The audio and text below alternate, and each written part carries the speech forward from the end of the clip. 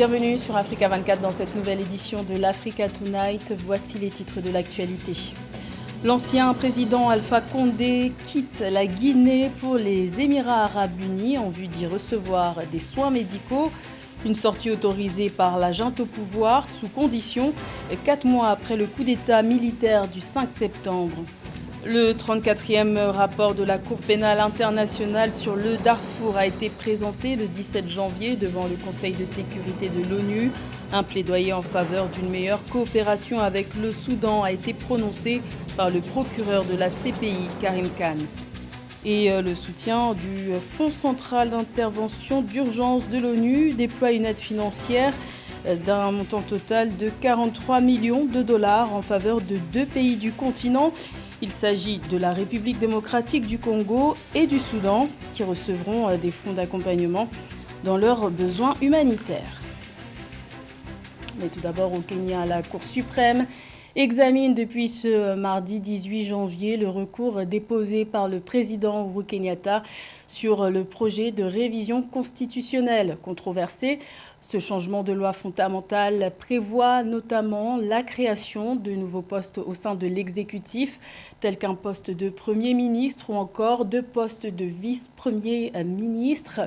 Ce projet de loi crée la polémique car les détracteurs au chef de l'État estiment qu'il s'agit d'une manœuvre d'Uhuru Kenyatta qui n'est pas autorisé à se présenter pour un 3e mandat pour se maintenir au pouvoir en tant que futur Premier ministre.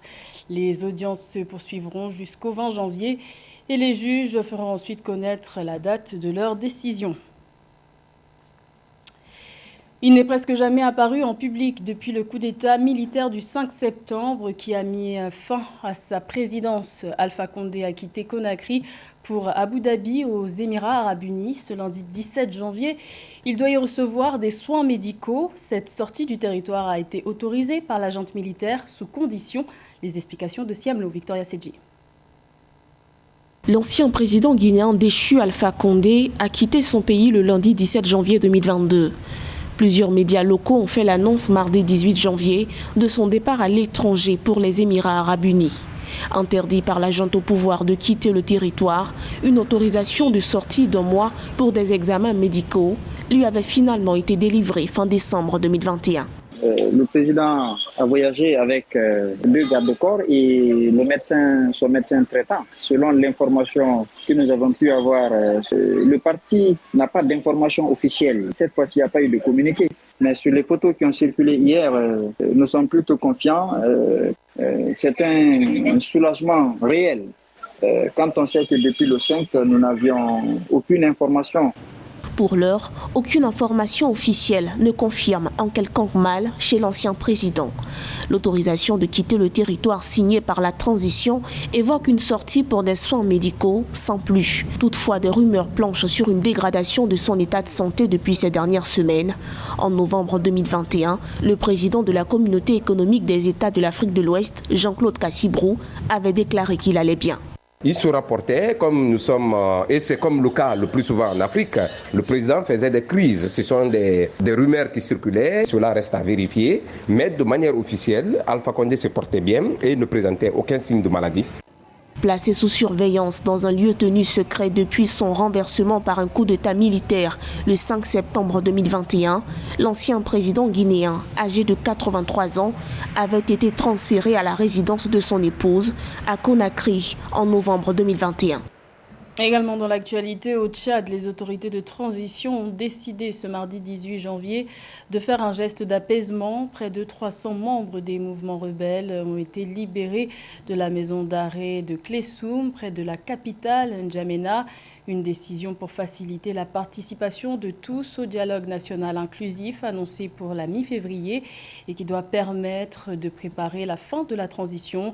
Rappelons que cette loi d'amnistie a été votée en fin d'année 2021 en faveur des personnes condamnées pour des faits de rébellion.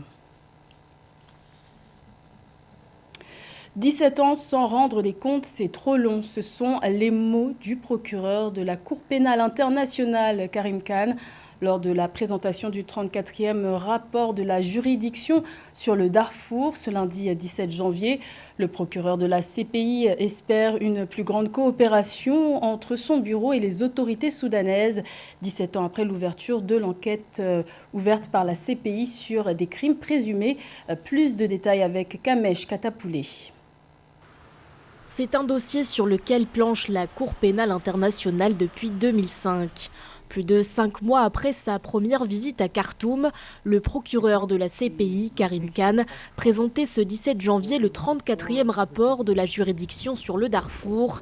À l'heure où les victimes attendent toujours d'obtenir réparation, le successeur de Fatou Bensouda plaide en faveur d'une coopération plus efficiente entre son bureau et les autorités soudanaises.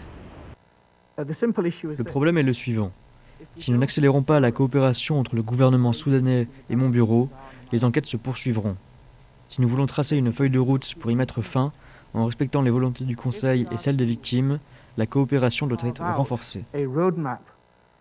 Crimes de guerre, crimes contre l'humanité et génocide, tels sont les différents faits sur lesquels la CPI enquête depuis maintenant 17 ans. Une enquête jugée trop longue pour Karim Khan, alors que le conflit a éclaté depuis 2003 dans cette région située à l'ouest du pays. Selon l'avocat britannique, le coup d'État orchestré par les militaires le 25 octobre dernier a non seulement engendré une instabilité politique, mais a aussi freiné le travail mené par la juridiction. Une situation qui inquiète dans les rangs de l'ONU. Nous appelons à nouveau toutes les parties à faire preuve de la plus grande retenue, à s'abstenir de recourir à la violence et à mettre l'accent sur le respect des droits de l'homme, y compris le droit à la liberté de réunion pacifique et à la liberté d'expression. Malgré la lenteur des procédures judiciaires, des avancées ont néanmoins pu être réalisées. En août 2021, l'ancienne ministre soudanaise des Affaires étrangères, Mariam Al-Mahdi, avait annoncé que plusieurs anciens dirigeants allaient être remis à la CPI. Parmi eux, l'ancien président déchu Omar El-Béchir, renversé en 2019. Et notons qu'une journée de désobéissance civile a été décrétée dans la capitale soudanaise Khartoum ce mardi 18 janvier. Elle fait suite à la mort d'au moins 7 manifestants ce lundi lors d'une nouvelle journée de mobilisation anti-putsch. Bonne performance en République démocratique du Congo. La Banque centrale BCC a annoncé un nouveau record atteint par les réserves de change au mois de décembre 2021. Les avoirs en devises étrangères et en or se sont chiffrés à 3,5 milliards de dollars, ce qui correspond à plus de 3 mois d'importation de biens et services. Les précisions de Samantha Saberou-Saboubanga. Les réserves d'échange de décembre 2021 ont atteint un niveau record en République démocratique du Congo, RDC, révèle la Banque centrale du Congo, BCC, dans une note de conjoncture économique. Selon cette note, les réserves d'échange de la RDC ont atteint la barre de 3,5 milliards de dollars en décembre. À ce niveau, elles correspondent à plus de 3 mois d'importation de biens et de services. Cette hausse tient de ces achats de devises sur le marché d'échange de l'encaissement des devises au titre de la facilité élargie de crédit FEC.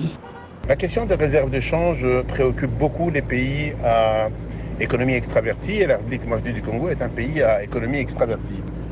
On a 2 manières de pouvoir améliorer le matelas et le nombre de semaines que l'on couvre avec les importations. La première, c'est d'exporter davantage et la deuxième, c'est d'éviter d'importer des biens que l'on peut produire localement. Afin de continuer dans cette lancée, la gouverneure de la Banque centrale du Congo a appelé la poursuite des réformes pour établir le lien entre la stabilité macroéconomique et la croissance économique. Je crois qu'il y a un grand travail à faire au niveau de la nature même de l'économie en République démocratique du Congo. C'est de s'assurer que le pays gère de manière parcimonieuse les réserves de change, mais donc ne les affecte pas à n'importe quelle dépense, mais également faire jouer de plus en plus un rôle important à la monnaie locale. En décembre 2021, la RDC a bénéficié d'un décaissement de 212,3 millions de dollars en termes de FEC au titre de la tranche de son programme trinal après l'approbation de l'accord formel de 3 ans qui court jusqu'en juillet 2024. Les réserves de change sont constituées de titres de dépôt libellés en devises étrangères, de positions de réserve au Fonds monétaire international, de droits de tirage spéciaux et de lingots d'or. La République démocratique du Congo qui fait justement partie du programme de soutien du Fonds central d'intervention d'urgence de l'ONU, au même titre que le Soudan. Les deux pays ont reçu respectivement un financement de 23 millions et 20 millions de dollars pour leurs besoins en aide humanitaire. Rappelons que le CERF ambitionne d'accompagner les pays qui traversent des crises sous-financées. Un sujet de Nathalie Mo.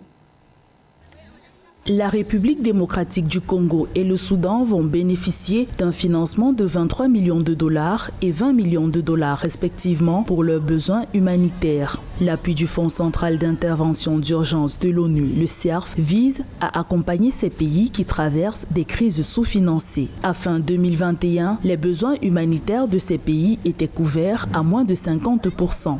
Cet appui est l'expression de la solidarité internationale vis-à-vis de ces deux pays et son apport peut être apprécié à trois niveaux, dont le premier sera la conception et l'opérationnalisation des mesures d'assistance plus efficaces.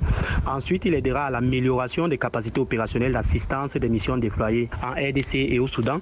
Et enfin, il permettra de promouvoir des mesures et des interventions rapides. L'ONU a retenu une liste de pays dont les besoins humanitaires ont été jugés prioritaires selon les conclusions de l'aperçu humanitaire mondial de 2021. Au Soudan, 30% de la population aura besoin d'assistance humanitaire en 2022, tandis qu'un quart de Congolais seront frappés par une crise alimentaire, indiquent les Nations Unies. Pour pouvoir mobiliser davantage de ressources, il faudrait d'abord rassurer les partenaires que les efforts qu'ils fournissent pour sortir ces deux pays du cycle de violence qui les gangrenent ne sont pas vains. Et ces pays peuvent mener trois principaux types d'actions destinés à renforcer et à restaurer cette confiance. Renforcer le dispositif politico-militaire. Ensuite, il faudra améliorer et promouvoir la gouvernance démocratique. Et enfin, lutter contre la corruption. En Afrique, d'autres pays sont concernés par le soutien du Fonds central d'intervention d'urgence de l'ONU. Il s'agit notamment du Burkina Faso, du Tchad et du Niger, qui recevront chacun 10 millions de dollars. Cette allocation, la plus importante jamais accordée par le CERF, aidera à répondre aux besoins les plus urgents des communautés vulnérables. La Coupe d'Afrique des Nations de football bat son plein au Cameroun et parmi les grands absents de cette compétition, on compte la République démocratique du Congo. Les Léopards, 3e du groupe D, lors des éliminatoires de la CAN, ne sont pas parvenus à décrocher leur ticket de qualification.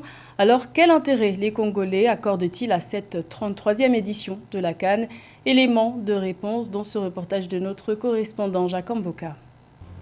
La 33e édition de la Coupe d'Afrique des Nations se poursuit au Cameroun. Les Léopards de la RDC sont absents de la plus grande compétition du football africain. Vainqueur de la Coupe en 1968 et 1974, l'équipe nationale de la République démocratique du Congo a tout simplement affiché une piètre performance lors de la phase éliminatoire. Une absence qui justifie d'ailleurs le peu d'attention que les Congolais accordent à cette édition de la CAN.